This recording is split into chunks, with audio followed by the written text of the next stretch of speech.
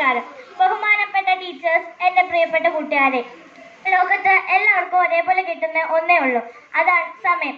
ആ സമയത്തെ കുറിച്ചാണ് ഞാൻ ഇന്നിവിടെ പറയാൻ പോകുന്നത്. സമയം ആർക്കും വേണ്ടി കാത്തിരിക്കുകയില്ല. ഈ ലോകത്ത് ആർക്കും സമയത്തെ നിയന്ത്രിക്കാനും കഴിയുകയില്ല.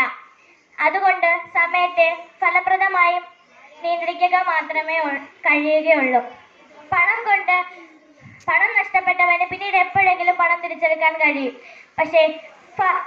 പക്ഷേ സമയം നഷ്ടപ്പെട്ടവന് പിന്നീട് ഒരിക്കലും തിരിച്ചെടുക്കാൻ കഴിയുകയില്ല.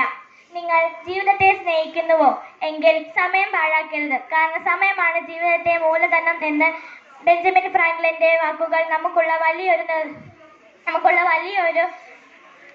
വലിയൊരു സന്ദേശമായി നൽകുന്നു.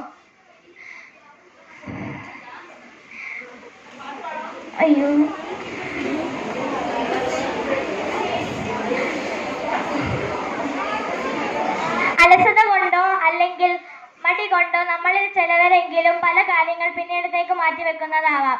അത് ഒരിക്കലും ഒരു വിജയിയുടേതല്ല, മറിച്ച് പരാജയപ്പെട്ടവന്റെ മാത്രമാണ് എന്ന് ഞാൻ പറഞ്ഞു നിർത്തുന്നു.